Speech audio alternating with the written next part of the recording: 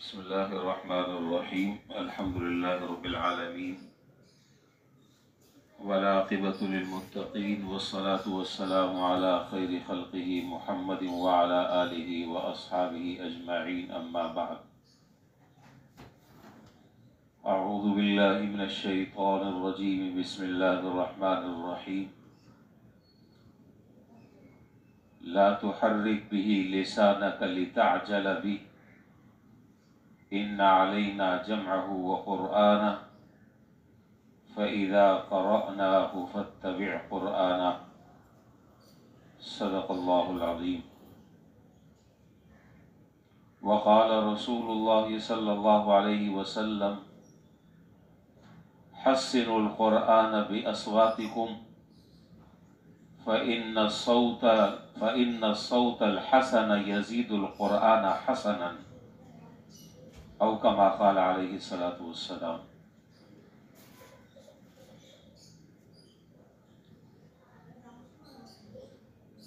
پیچھے جو حضرات بیٹھے ہیں اور وہ سننا چاہتے ہیں تو آگے کی طرف آ جائیں۔ کل بھی میں نے اعلان کیا تھا، جو سننے والے ہیں وہ آگے آ جائیں، انشاءاللہ ثواب زیادہ ملے گا اللہ نے چاہا۔ تھوڑی سی قربانی دے دیں گے، تھوڑی سی مشقت برداشت کریں گے تو اس مشقت کے بقدر اجر میں بھی انشاءاللہ اضافہ ہوگا۔ جزاکم اللہ۔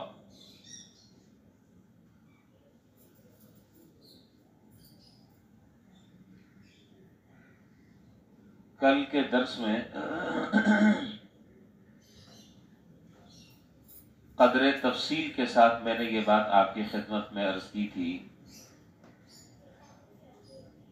اور میں نہیں سمجھتا کہ کل کی اس بات میں کوئی ابہام باقی رہ گیا ہو یا اس میں کوئی اجمال یا کوئی شبہ ہو۔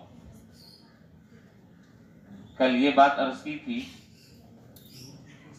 کہ ہم جب قرآن کریم کی تلاوت کرتے ہیں اور قرآن کریم کو جب ہم پڑھتے ہیں تو اس قرآن کریم کے پڑھنے کے مختلف مقاصد ہوتے ہیں، اور میں نے آپ کے سامنے کل 6 مقاصد بیان کیے تھے۔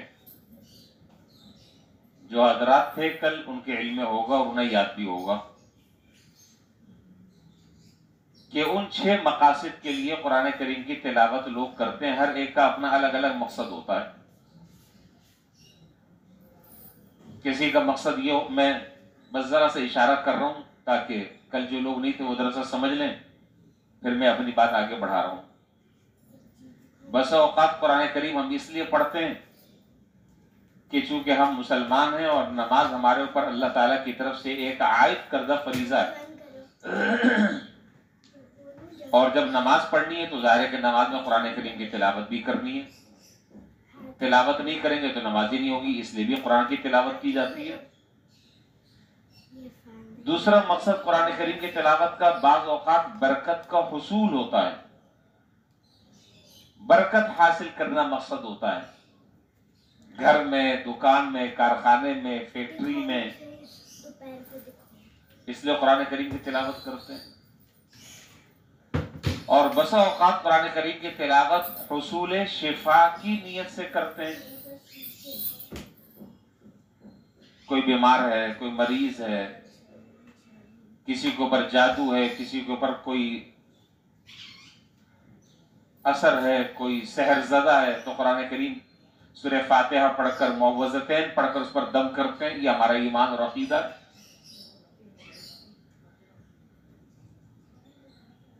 وغیرہ وغیرہ۔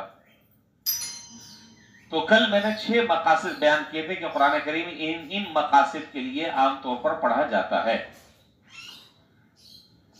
اور آخر میں نے یہ بات عرض کی تھی کہ ہم قرآن سے تو یہ پوچھیں کبھی کہ ہم تجھے کیوں پڑھتے ہیں،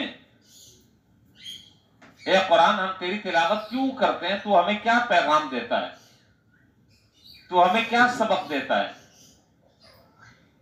قرآن کس سبجیکٹ کی کتاب ہے، اس قرآن کا کیا موضوع ہے۔ جب ہم قرآن سے پوچھتے ہیں تو قرآن کریم ایک جملے میں اپنا موضوع اور اپنا سبجیکٹ متعین کر دیتا ہے اور بتا دیتا ہے۔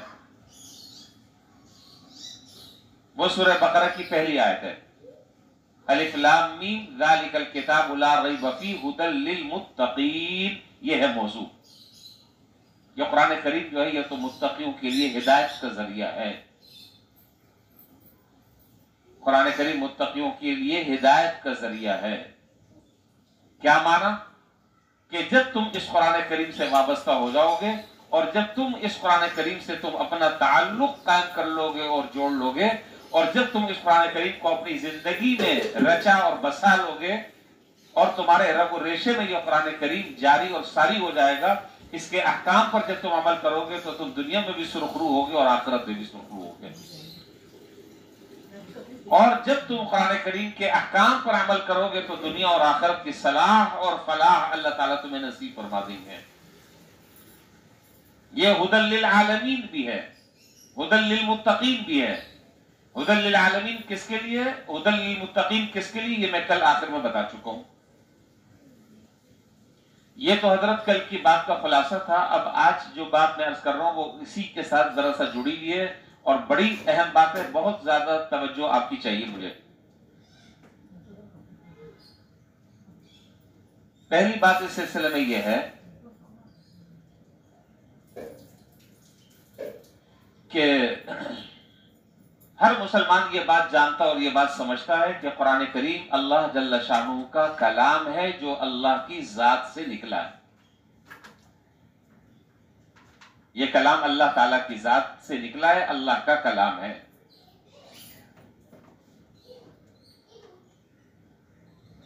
اور اس قرآن کریم کا ایک اہم ترین حق ہمارے ذمے جو عائد ہوتا ہے وہ یہ ہے.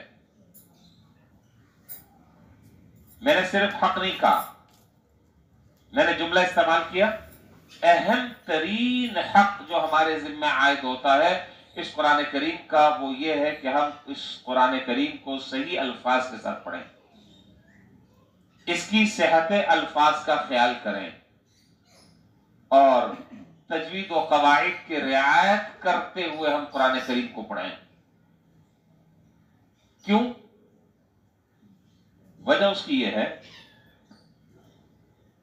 یہ کسی مولوی کا بتایا ہوا مسئلہ نہیں جو میں آپ کے سامنے میں نقل کر رہا ہوں، اور وجہ وہ ہے کہ جو میں نے ابھی قرآن کریم کا درس شروع کرنے سے پہلے 29 پارے کی جو آیت پڑھی ہے اس کی طرف میں نے اشارہ کیا ہے. اب میں آپ کو صراحتاً بتا بھی دیتا ہوں کہ جب جناب نبی کریم صلی اللہ علیہ وسلم پر یہ قرآن کریم اترتا، یہ قرآن کریم جب آپ کے اوپر اترتا بس ٹھیک ہے تو آپ اس کو ذرا جلدی جلدی پڑھتے ہیں، اس خوف سے جلدی جلدی پڑھتے کہیں ایسا نہ ہو کہ میں بھول جاؤں اور کوئی لفظ مجھ سے رہ جائے، کوئی آیت مجھ سے رہ جائے اور جبریل امین جو مجھے سکھا رہے ہیں اور میرے سامنے جو تلاوت کر رہے ہیں کہیں مجھ سے کوئی مسٹیک نہ ہو جائے. تو اللہ تعالیٰ نے آپ کو آیت قرآن کریم میں نازل فرما کر آپ کو اطمینان دلا دیا، لا تحرک بہ لسانک لتعجل بہ، اپنی زبان کو جلدی جلدی حرکت مت دیں،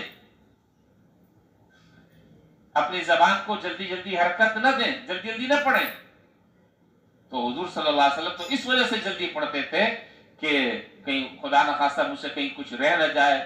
ایک فکر ہوتی تھی، ایک ٹینشن ہوتی تھی کہ بس جلدی جلدی میں اس کو ریپیٹ کروں اور جبریل امین کے ساتھ اس کا میں اعادہ کروں اور اس کو میں دہراؤں تاکہ کوئی غلطی مجھ سے نہ رہ جائے. فرمایا کہ آپ فکر نہ کریں، لا تحرک بہ لسانک لتعجل بہ، آپ اپنی زبان کو جلدی جلدی حرکت نہ دیں. ان علینا جمعہ وقرآنہ، اس قرآن کریم کو جمع کرنا اور اس کو آپ کے سینے میں محفوظ کرنا یہ ہماری ذمہ داری ہے. آپ کیوں پریشان ہوتے ہیں؟ آپ کیوں فکر مند ہوتے ہیں؟ ہم اس قرآن کریم کو آپ کے سینے میں محفوظ کریں گے، ہم آپ کی زبان پر اس قرآن کریم کو جاری کریں گے. جب یہ ذمہ ہم نے لے لیا ہے اب کس بات کی فکر ہے؟ ختم. جس کا قرآن ہے اور جس نے قرآن اتارا ہے، جب وہ خود حفاظت کی ذمہ داری لے رہا ہے، وہ خود آپ کی زبان پر اس کو ادا کروانے کی ذمہ داری لے رہا ہے، تو پھر کیوں پریشان ہو رہے ہیں آپ؟ پھر کیا کہا؟ فَإِذَا قَرَأْنَاهُ فَاتَّبِعْ قُرْآنَهُ، فَإِذَا قَرَأْنَاهُ فَاتَّبِعْ قُرْآنَهُ، جب ہم قرآن کریم کی کوئی آیت نازل ہو تو اب آپ اس کو پڑھیں. اور آگے فرمایا اسی صورت میں کہ ورتل القرآن ترتیلا، قرآن کریم کو صاف صاف صاف صاف ہر لفظ کی ادائیگی خوبصورتی کے ساتھ آپ اس کو پڑھیں۔ کیوں؟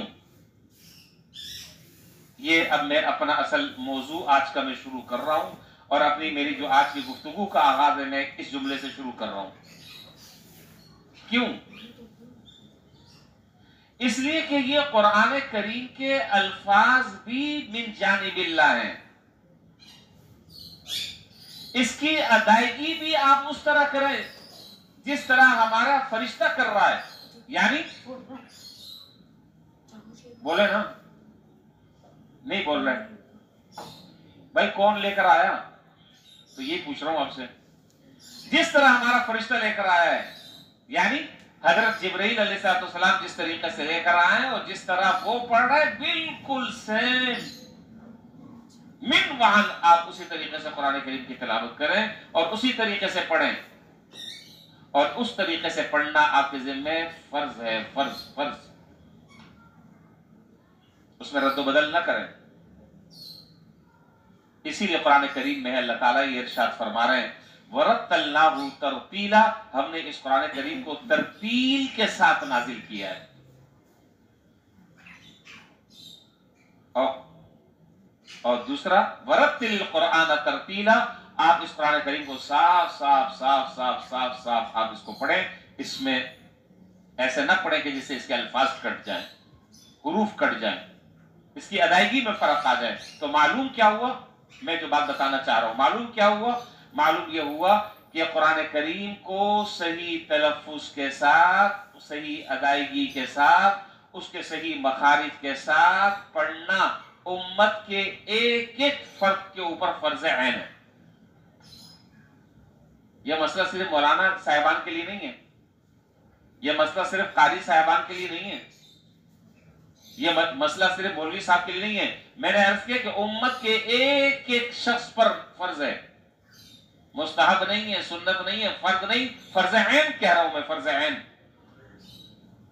امت کے ایک ایک فرد کے اوپر لازم اور ضروری اور فرض عین ہے کہ وہ قرآن کریم کو اسی طریقے سے پڑھے جس طریقے سے حضرت جبرائیل علیہ السلام نے پڑھا، پھر آپ نے جس طرح حضور اکرم صلی اللہ علیہ وسلم کو سکھایا، اور پھر حضور صلی اللہ علیہ وسلم نے حضرات صحابہ کو سکھایا، پھر حضرات صحابہ نے تابعین کو سکھایا، تابعین نے تبع تابعین کو سکھایا، وہاں سے چلتے چلاتے ہم تک جو قرآن کریم پڑھا، ہم تک قرآن کریم جس طرح پہنچا ہے اسی طریقے سے پڑھنا ہر آدمی کے ذمے، جملہ مکمل کریں، فرض عین، فرض عین ہے۔ میں اپنی زندگی میں دیکھوں، آپ اپنا جائزہ لیں کہ میں نے اپنی زندگی میں اس فرض عین کو ادا کیا ہے یا میں مجرم ہوں۔ مجھے کسی ملک میں جانا ہوتا ہے جاب کے لیے، میں بڑی کڑوی بات کرنے لگا ہوں، معذرت چاہتا ہوں، معافی چاہتا ہوں۔ کسی ملک میں جانا ہوتا ہے جاب کے لیے، کہیں کسی ملک سے اچھی کوئی آفر آتی ہے، ڈالر ملے گا، $1,00,000 ملیں گے، $1,000 ملیں گے، 1,000 ریال ملیں گے، لیکن بھائی شرط یہ ہے کہ آپ کی کوالیفیکیشن اور آپ کی تعلیم اور آپ کی قابلیت اوکے، سب چیز صحیح ہے، لیکن آپ کو اس ملک کی زبان آنی چاہیے۔ تو کیا کرتے ہیں؟ سینٹر میں داخلہ لیتے ہیں، نہیں لیتے، سینٹر میں داخلہ لیتے ہیں، ڈومینو نام ہے، کیا نام ہے پتہ نہیں کیا بلا ہے، ڈومینو، اس میں داخلہ لیتے ہیں، فلاں لینگویج سینٹر ہے اس میں داخلہ لیتے ہیں، فلاں، کیوں داخلہ لیتے ہیں؟ اس لیے داخلہ لیتے ہیں کہ تاکہ جب میں وہاں جاؤں تو میں صحیح طریقے سے بات کو سمجھ سکوں، میں اپنی ترجمانی کر سکوں، میں اپنی معافی ضمیر کا اظہار کر سکوں، مجھے کوئی پرابلم نہ ہو۔ تو کیا اللہ تعالیٰ کی کتاب اتنی لاوارث ہے کہ اس کو سیکھنے کی ضرورت ہی نہیں ہے؟ یہ اتنی کتاب لاوارث ہے؟ ارے بھائی، یہ دنیا میں بھی ہمارا سہارا ہے اور آخرت میں بھی سہارا ہے، یہ دنیا میں بھی ہمیں عزت دے گی اور آخرت میں بھی اللہ سے ہماری شفاعت کرے گی، یہ دنیا میں بھی ہماری رفیق ہے اور آخرت میں بھی اللہ تعالیٰ کے ہاں انشاءاللہ یہ ہماری رفیق ہے۔ تو کیا اس قرآن کریم کا اتنا بھی حق نہیں ہے ہم جیسے چاہیں اگڑم بگڑم پڑھتے رہے؟ کیا آج تک کسی آدمی کو فکر ہوئی، یہ اتنا سارا مجمع بیٹھا ہوا ہے، کیا کسی کو آج تک فکر ہوئی کہ میں اپنا قرآن کریم جو ہے میں کسی کو سکھا دوں، کسی کو میں سنا دوں اور سنا کر میں ان کو بتا دوں کہ حضرت میں کوئی غلطی تو ایسی نہیں کر رہا کہ خدا نخواستہ جس سے جو ہے اللہ نہ کرے میری نماز ہی نہیں ہو رہی ہے؟ دیکھیے قرآن کریم میں نے عرض کیا کہ صحیح تجوید کے ساتھ پڑھنا، صحیح مخارج کے ساتھ پڑھنا، صحیح حروف کی ادائیگی کے ساتھ پڑھنا کیا ہے؟ کیا ہے؟ فرض عین ہے، فرض عین ہے۔ اللہ اکبر۔ فرض عین کا معنی آپ جانتے ہیں؟ فرض عین کا مطلب یہ ہے کہ اگر آپ نے اس میں کوئی کوتاہی کر لی، اگر آپ نے اس میں کوئی کوتاہی کر لی تو آپ کی نماز ہی نہیں ہوگی۔ اور آپ کو پتا ہے اللہ تبارک و تعالیٰ نے یہ جو قراءت کا علم ہے، یہ تجوید کا علم ہے، اس طریقے سے پڑھنا فرض اور واجب ہے۔ علامہ محقق جزری رحمۃ اللہ علیہ فرماتے ہیں کہ من لم یجود القرآن فهو آثم، جو آدمی قرآن کریم کو تجوید کے ساتھ نہ پڑھے وہ گناہ گار ہے۔ جو آدمی قرآن کریم کو تجوید کے ساتھ نہ پڑھے وہ گناہ گار ہے۔ اور حضرت انس بن مالک رضی اللہ تعالیٰ عنہ کی روایت ہے، وہ احادیث میں ہے کہ جناب نبی کریم صلی اللہ علیہ وسلم نے ارشاد فرمایا کہ رب تال للقرآن والقرآن یلعنہ، العیاذ باللہ، رب تال للقرآن والقرآن یلعنہ۔ اور فرمایا کہ بہت سارے قرآن کی تلاوت کرنے والے ایسے ہیں، بار بار اس جملے کو سنتے رہیں، بار بار۔ اور فرمایا کہ بہت سارے قرآن کریم کی تلاوت کرنے والے ایسے ہیں کہ جب وہ قرآن کی تلاوت کرتے ہیں اللہ پناہ میں رکھے قرآن ان پر لعنت کرتا ہے۔ جب وہ قرآن کریم کی تلاوت کرتے ہیں تو قرآن جو ہے وہ ان کے اوپر لعنت کرتا ہے۔ حضرت علی رضی اللہ تعالیٰ عنہ فرماتے ہیں اس روایت کی تشریح میں کہ یہ قول صادق آتا ہے 3 لوگوں پر۔ 3 لوگ آپ کہہ لیں، 3 افراد کہہ لیں، 3 جماعت کہہ لیں، 3 گروہ کہہ لیں، جو بھی آپ کہتے ہیں، 3 لوگوں پر یہ قول صادق آتا ہے۔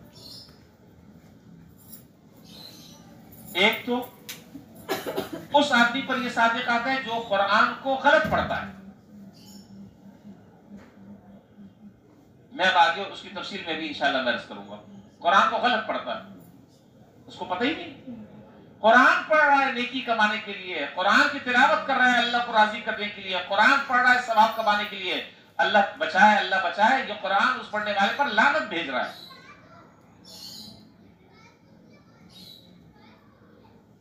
سوچیں، ہم اپنا جائزہ لیں، ہم اپنا محاسبہ کریں۔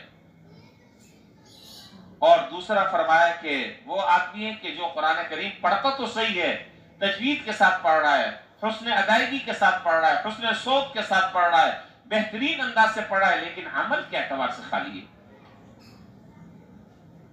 لوگوں کو خوش کرنے کے لیے پڑھ رہا ہے، دنیا کا مفاد حاصل کرنے کے لیے پڑھ رہا ہے، نام و نمود کے لیے پڑھ رہا ہے، اللہ بچائے، شہرت کے لیے پڑھ رہا ہے، لیکن قرآن پر عمل نہیں ہے اس کا۔ قرآن ایسے پڑھنے والے پر بھی لعنت کرتا ہے۔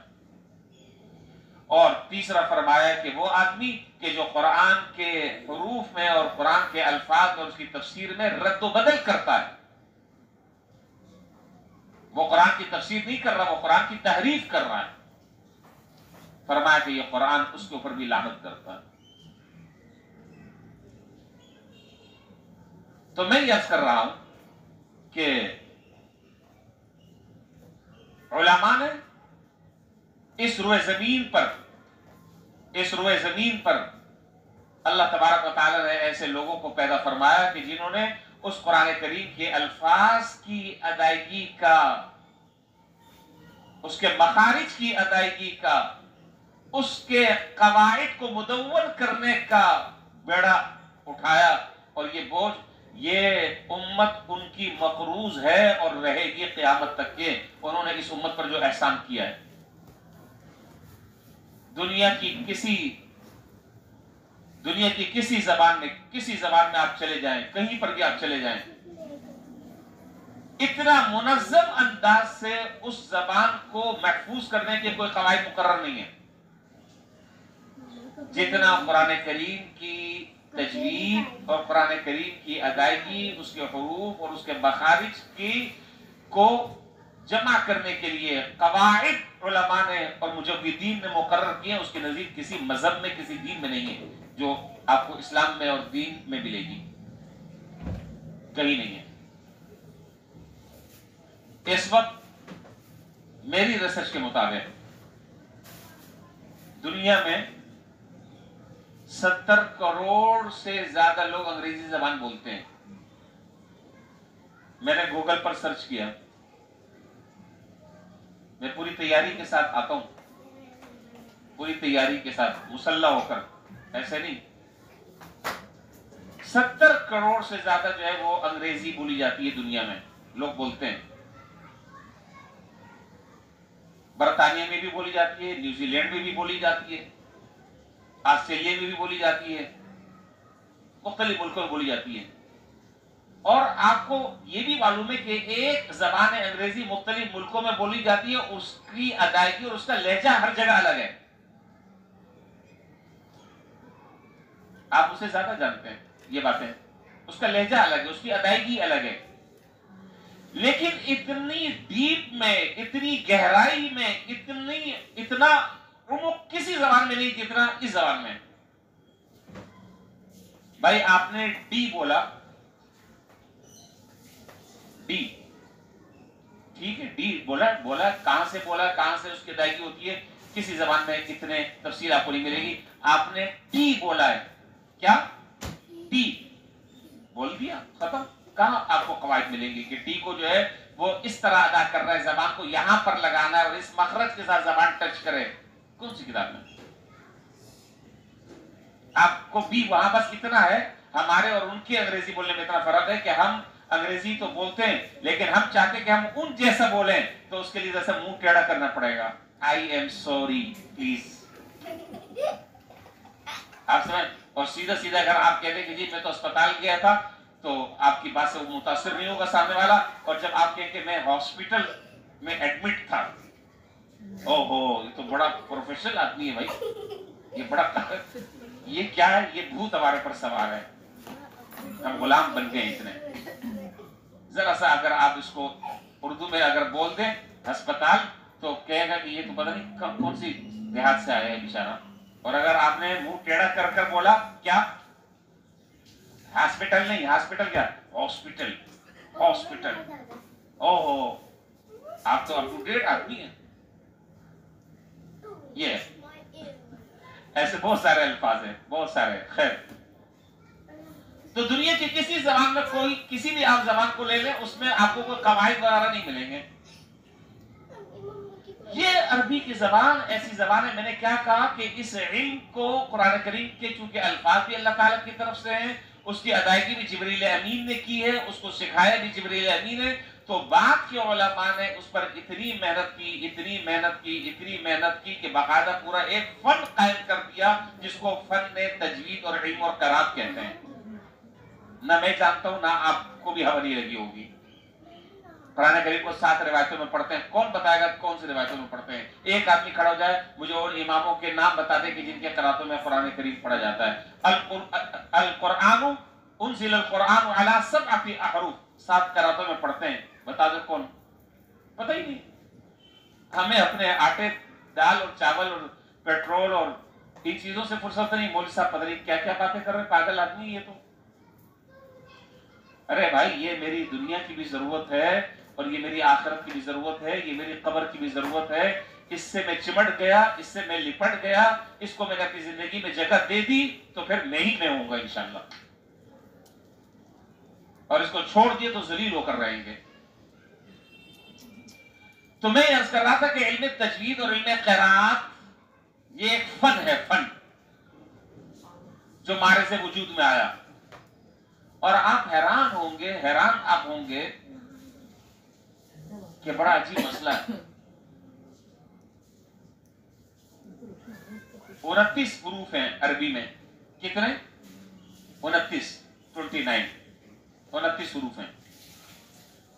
ہر حرف کہاں سے نکل رہا ہے، زبان کو کس جگہ پر آپ لگائیں گے تالو کے، تو اس سے کون سی آواز پیدا ہوگی، اور اسی لفظ کی ادائیگی اگر زبان کو دوسری جگہ سے آپ لگائیں گے تو اس سے دوسرا لفظ پیدا ہوگا، اس سے دوسری آواز پیدا ہوگی. اس لفظ کو اس مخرج سے ادا کرنا ہے, اس لفظ کو اس مخرج سے ادا کرنا ہے.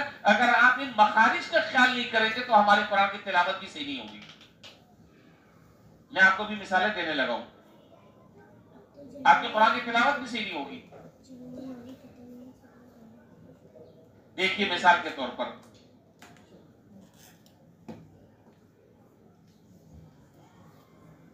سورہ اخلاص پڑھیں, آپ پڑھتے ہیں نا, کہاں سے شروع ہو رہی ہے, کہاں سے ہو رہی. اب ایک آدمی قل کے بجائے کہتا ہے قل هو اللہ احد. آپ کو پتا ہے معنی کیا ہو گیا؟ معنی پتا ہے؟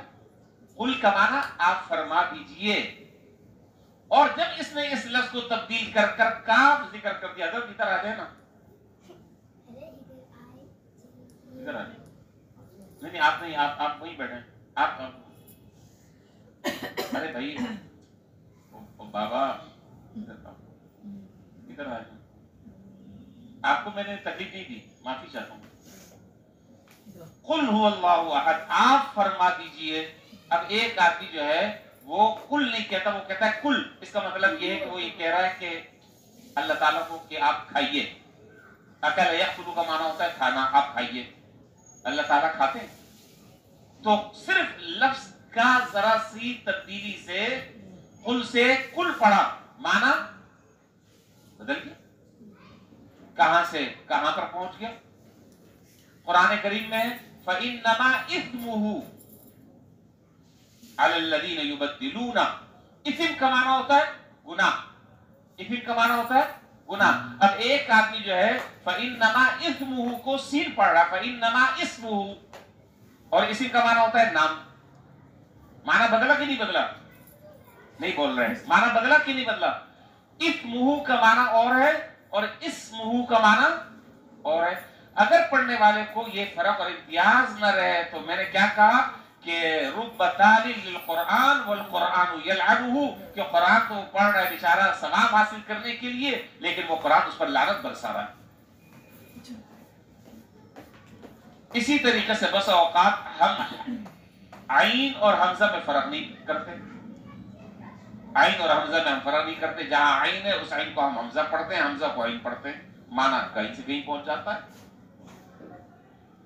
اسی طرح ہا اور ہا, کیا ہا اور ہا دونوں لفظ الگ ہیں, دونوں کے مخارج الگ الگ ہیں, دونوں کی ادائیگی الگ الگ ہے, دونوں کا ساؤنڈ الگ الگ ہے. معنی تبدیل ہو جاتا ہے. ایک لفظ سورہ نصر کہاں سے شروع ہوتی ہے؟ اذا جاء نصر اللہ. نصر کا معنی, نصر ینصر کا معنی مدد. اب ایک آدمی نصر کو صاد ہے نا, صاد, اس صاد کو وہ پڑھ رہا ہے سین, تو کیا ہوا؟ لفظ کیا ہوا؟ لفظ کیا ہوا؟ نصر کا ہوا. وہ بابا صاد نہیں ہے سین ہے تو کیا ہوگا؟ نصر. اور نصر عربی میں کہتے ہیں گت کو. اب ایک آدمی جو ہے وہ اتنی فحش غلطی کر رہا ہے کہ اذا جاء نصر اللہ, صاد کو وہ سین پڑھ رہا ہے. معنی کیا سے کیا ہو گیا؟ ایسی آپ کوئی ایک رکوع لے لیں, بے شمار مثالیں آپ کو ایسی نظر آئیں گی. تو میرے کہنے کا مطلب یہ ہے کہ بھائی یہ تو ہمارے ذمے جو ہے وہ فرض ہے, فرض فرض فرض فرض. میں ہم یہ دیکھیں, اس میں بہت سارے اسٹیپ ہیں, بہت سارے مراحل ہیں. میں یہ نہیں کہہ رہا کہ آپ جو ہے وہ شیخ سدیس کی طرح پڑھیں, میں یہ نہیں کہتا کہ آپ شیخ شریم کی طرح پڑھیں, میں یہ نہیں کہہ رہا. یہ بہت ہائی لیول ہے, بہت ہائی لیول ہے. میں کیا کہہ رہا ہوں کہ آپ قرآن کو, پہلا درجہ قرآن کریم کا جو ہے سب سے شروع کا درجہ وہ کیا ہے کہ آپ کے قرآن کریم کی الفاظ کی ادائیگی ٹھیک ہو. اس کو سیکھ لیں, کسی سے سیکھیں. لوگ کہتے ہیں کہ جی یہ مولویوں کو ہم زکوٰۃ دیتے ہیں مدرسے میں خیرات دیتے ہیں, صدقات دیتے ہیں, یہ کیا کرتے ہیں؟ یہ یہی کام کرتے ہیں جو آپ نہیں کر پا رہے.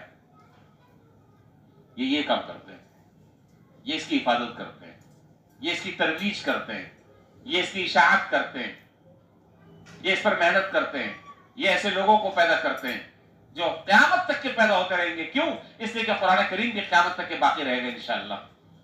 جب قیامت تک کے قرآن باقی رہے گا تو قیامت تک اللہ تعالیٰ نے اس کی حفاظت کے جو غیبی انتظام فرمائے وہ بھی باقی رہیں گے. علماء کی صورت میں، قراء کی صورت میں، ماہرین فن کی صورت میں، اور بڑے بڑے اسپیشلسٹ ہیں اس کے. میں بھی کوئی قاری نہیں ہوں. تو بھائی ہم تو ابھی ابتدائی مرحلے پر ہیں، ہم نے تو ابھی پہلی سیڑھی پر قدم رکھا. یہ تو ایک سمندر ہے، ایک سمندر ہے. اس سمندر کی تہ میں آپ گھستے چلے جائیں اس کے عجائبات ختم نہیں ہوں گے. کیسے کیسے لوگ قرآن پڑھتے ہیں قرات میں، آدمی دک رہ جائے. اچھا جی، حضرت عبداللہ بن مسعود، اور اگلی بات سنیں. حضرت عبداللہ بن مسعود رضی اللہ تعالی عنہ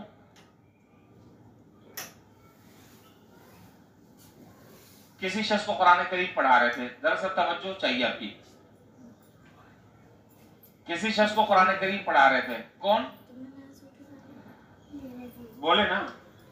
حضرت عبداللہ بن مسعود رضی اللہ تعالی عنہ کسی کو پڑھا رہے تھے.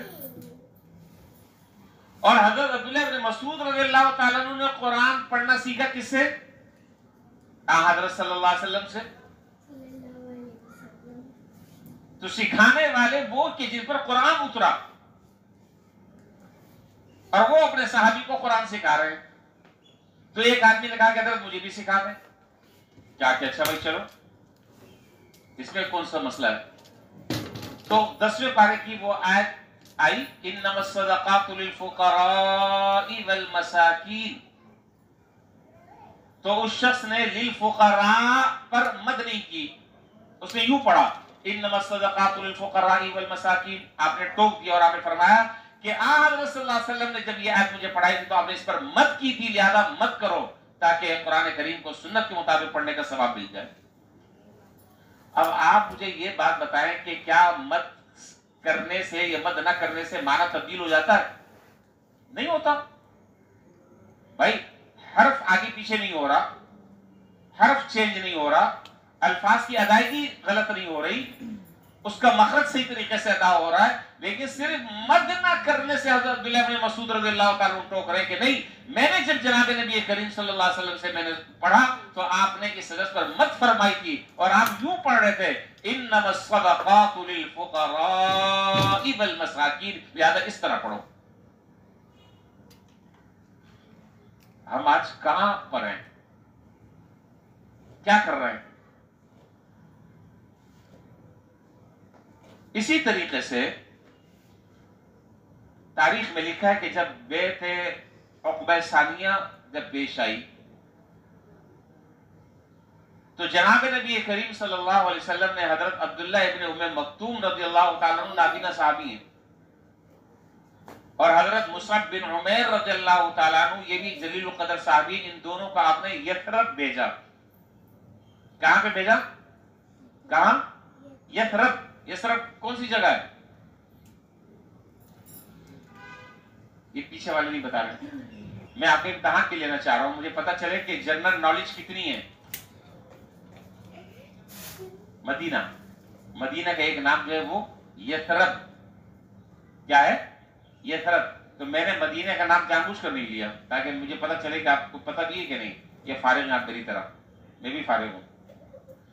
تو خیر یثرب بھیجا، اور آپ نے فرمایا کہ جاؤ جا کر وہاں کے لوگوں کو قرآن سکھاؤ.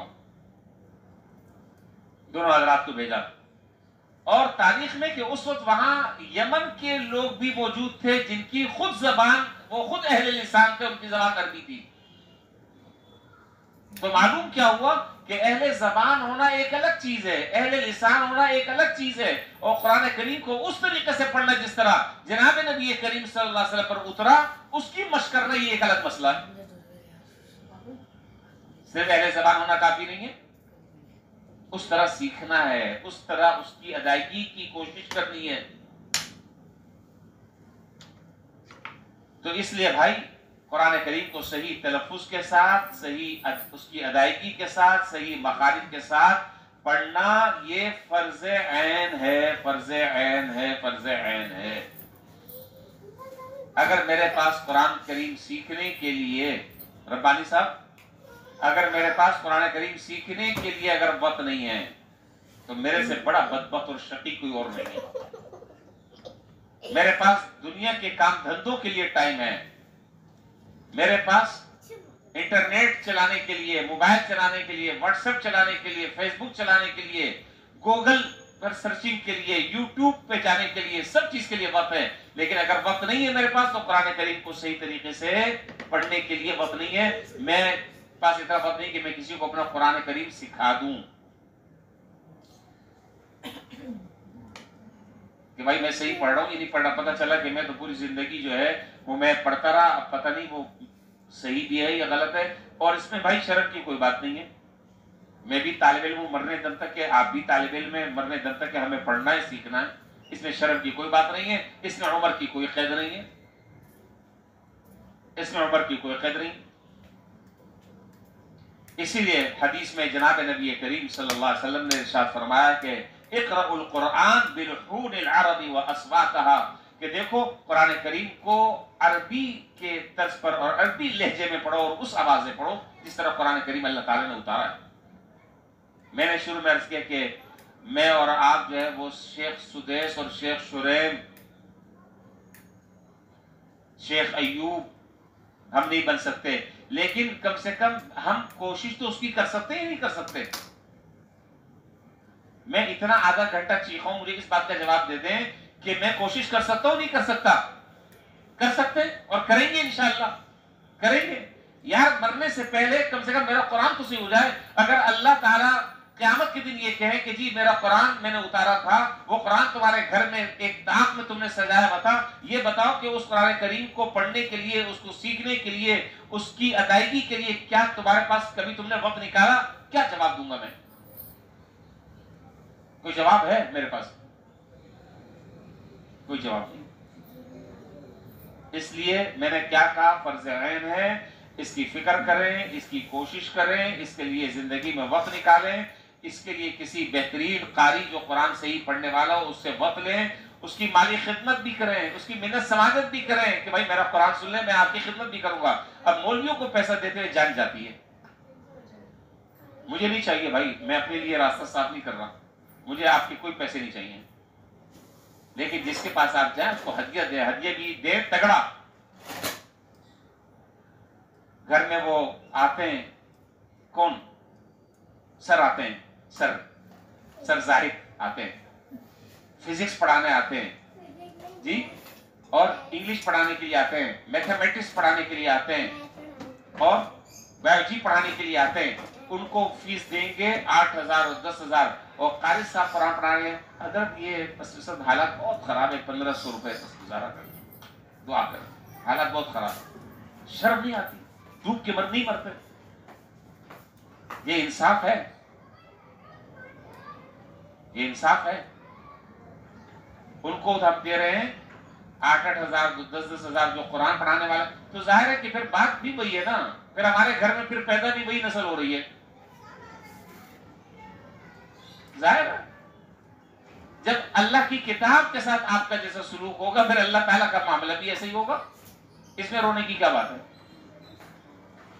قرآن پڑھانے والے کی تو خدمت کرنی چاہیے اپنی استطاعت اور اپنی طاقت اور اپنی قدرت کے مطابق، اور دل کھول کر کرنی چاہیے، خوشی سے کرنی چاہیے، سعادت سمجھ کر کرنی چاہیے۔ لیکن ہماری جان جو ہے نا وہ یہیں پر آ کر نکل جاتی ہے کہ اوہو مولوی صاحب اگر آ گئے، حضرت بس پیٹرول بہت زیادہ پڑ رہا ہے، آپ ایسا کریں اگلے مہینے سے 1,000 روپے لے لیا کریں۔ میں سچ کہہ رہا ہوں، اللہ تعالیٰ ہماری سوچ کو تبدیل فرما دے۔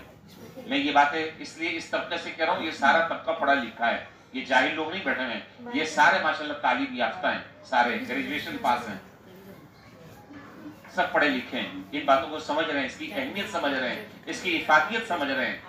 میرے مخاطب جو ہے وہ گونگے بہرے نہیں ہیں، بے عقل، سب پڑھے لکھے ماشاءاللہ لوگ بیٹھے ہیں۔ تو میرا کہنے کا مقصد یہ ہے کہ ہم قرآن کریم کو صحیح طریقے سے پڑھنے کی کوشش کریں، اور اس کے لیے ہم وقت نکالیں، ہم اس کے لیے محنت کریں۔ دیکھیے یہ اسٹیپ بائی اسٹیپ یہ کام ہوتا ہے۔ اب ایک آدمی بوڑھا ہے، عبد الرشید صاحب بیٹھے ہوئے ہیں, حضرت بیٹھے ہوئے ہیں اور سارے لوگ بیٹھے ہیں. اب یہ بیچارے کوشش تو کر سکتے ہیں, یہ تو ان کے اختیار میں ہے, لیکن یہ کوئی ضروری نہیں ہے کہ یہ اپنی کوشش میں کامیاب ہوں گے. یہ ضروری ہے حضرت, ضروری ہے, کوئی ضروری نہیں ہے, لیکن کم سے کم میں جتنی کوشش کر رہا ہوں اللہ تعالیٰ کو تو جواب دے سکتا ہوں. اللہ تعالیٰ کو تو جواب دے سکتا ہوں. اللہ تعالیٰ تو مجھے دیکھ رہے نا کہ اس نے وقت بھی نکالا, اس نے ٹائم بھی نکالا, کسی استاد کے پاس بھی گیا اور استاد جو ہے وہ اس کو ڈانٹتا بھی رہا, غصہ بھی کرتا رہا کہ یہ وقت نکالو, وقت نکالو, وقت نکالو. اب اس بیچارے سے نکل نہیں رہا, یہ محنت بھی کر رہا ہے, لگا ہوا ہے, لگا ہوا ہے, لگا ہوا ہے, لگا ہوا ہے, محنت کر رہا ہے. ارے بھائی جتنی محنت کر رہے ہو اللہ تعالیٰ کی طرف سے اس کا اجر بھی مل رہا ہے. آپ کامیاب نہیں ہوں گے, ثواب آپ کو انشاءاللہ پورا ملے گا, ثواب پورا ملے گا, پورا ثواب ملے گا. تو کم سے کم اگر ہم کوشش تو کریں, اصل بات یہ ہو رہی ہے کہ ہم کوشش تو کریں قرآن کریم کو صحیح پڑھنے کی, اور صحیح طریقے سے قرآن کریم کو پڑھنا یہ قرآن کریم کا پہلا حق ہے. اس کا معنی, اس کا ترجمہ, اس کا مطلب, یہ بات کا مرحلہ ہے. اس کا ترجمہ, اس کا معنی, اس کا مطلب, یہ بات کا, اور وہ بھی مقصد ہے. قرآن کریم کی تلاوت بھی مقصد ہے, لیکن صرف تلاوت مقصد نہیں ہے. میں پھر دوبارہ کہہ رہا ہوں, قرآن کریم کی تلاوت بھی مقصود ہے, صرف تلاوت مقصود نہیں ہے, بلکہ اس کو صحیح ادائیگی کے ساتھ پڑھنا, صحیح تلفظ کے ساتھ پڑھنا, صحیح مخارج کے ساتھ پڑھنا, خوبصورت طریقے سے پڑھنے کی کوشش کرنا, اس کے لیے محنت کرنا, یہ فرض عین ہے. معنی, مطلب, یہ ساری کی ساری باتیں بات کا مرحلہ ہے. تو قرآن کریم کا سب سے پہلا حق کیا ہوا؟ اس کی ادائیگی صحیح ہو, اس کی ادائیگی صحیح ہو. دوسرا حق اس کی تلاوت ہو, اس پر میں کل بات کر چکا ہوں, اس کی ادائیگی بہترین ہو, اس کی تلاوت ہو.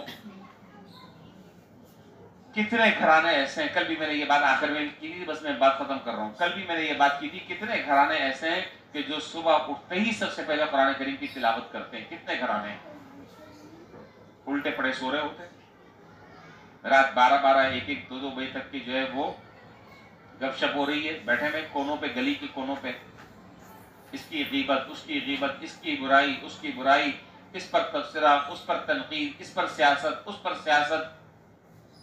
لیکن میرے پاس جو ہے وہ قرآن سیکھنے کے لیے I am busy, please, I am busy, میرے پاس وقت نہیں ہے, میں مصروف. مجھے بھی جواب دینا ہے اللہ کو, اور آپ کو بھی جواب دینا ہے, دینا ہے, دینا ہے, دینا ہے. میں ڈرا نہیں رہا ہوں, دینا ہے, ذمہ داری سے کہہ رہا ہوں, جواب دینا ہے. اللہ تعالیٰ کو ہر ایک کو جواب دینا ہے جو میری گفتگو سن رہا ہے. اپنے دنیا کے کاموں کو سنوارنے کے لیے اور اپنے دنیا کے کاموں کو بنانے کے لیے تو بڑی محنت کرتے رہے.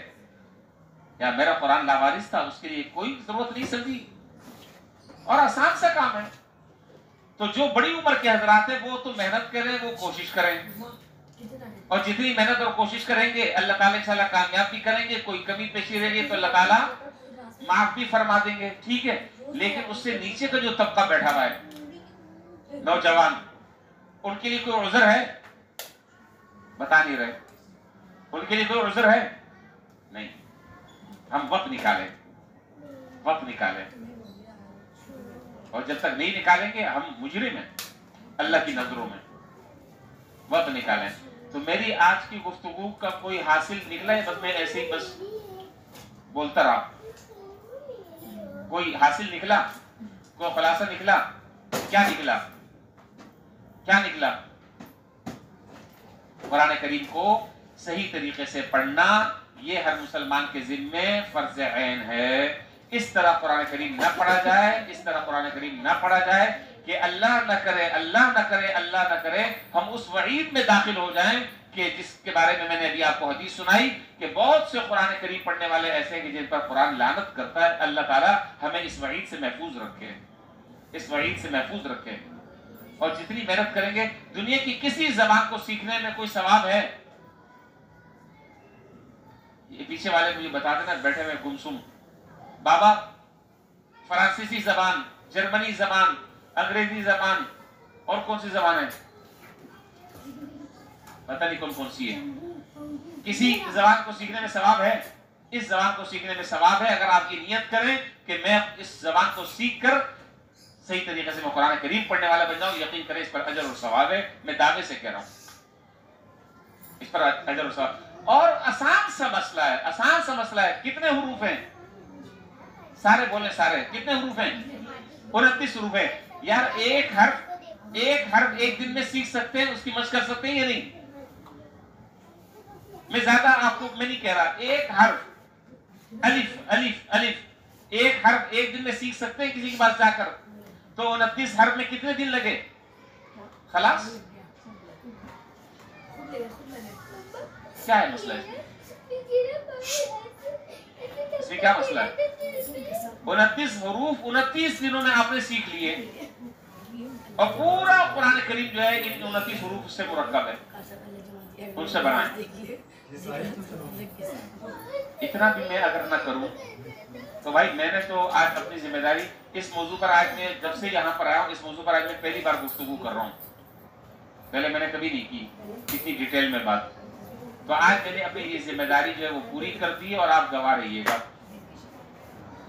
میں نے اپنی ذمہ داری پوری کر دی کہ بھائی کل قیامت کے دن اللہ تعالیٰ مجھ سے بھی تو پوچھیں گے نا، تم یہاں پر امامت کر رہے تھے، لوگوں کو سمجھا بجھا رہے تھے، کبھی میری کتاب کے بارے میں بھی لوگوں کو کچھ بتایا، ان کا دماغ کھولا؟ تو میں نے تو آج اپنی ذمہ داری پوری کر دی ہے، اب معاملہ میں نے آپ کی طرف ڈال دیا،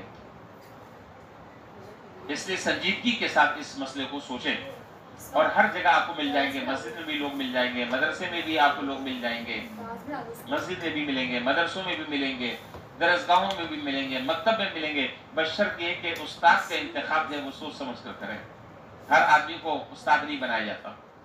امام ابو حنیفہ رحمۃ اللہ علیہ نے اپنے بیٹے کو جو وصیتیں کی تھی، اس وصیت میں ایک بات یہ بھی لکھی تھی، میرا وقت بھی بہت پورا ہو چکا ہے، حضرت امام ابو حنیفہ رحمۃ اللہ علیہ نے اپنے بیٹے کو حماد کو جو وصیتیں کی تھی، اس میں وصیت یہ کی تھی کہ دیکھو ہر آدمی کو استاد نہیں بنانا،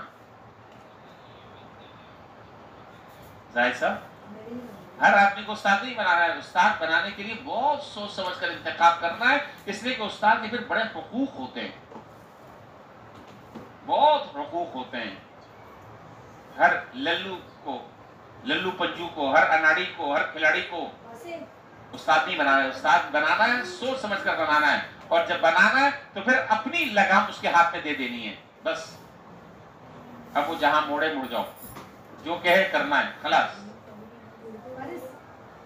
اللہ تعالیٰ ان ساری باتوں پر عمل کرنے کی اور ہم سب کو اس کی فکر کرنے کی اللہ تعالیٰ توفیق عطا فرما دیں، ہم سب کو اللہ تعالیٰ اس کی فکر کرنے کی توفیق عطا فرما دیں، ہم قرآن کریم کی زیادہ سے زیادہ تلاوت کرنے والے بھی بن جائیں، اور تلاوت کے ساتھ ساتھ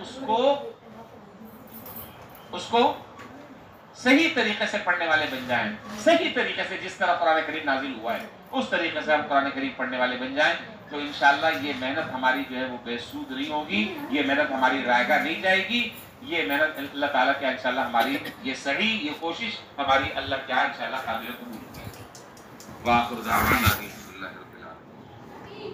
اور کوئی بات تو کچھ نہیں ہے کسی کو؟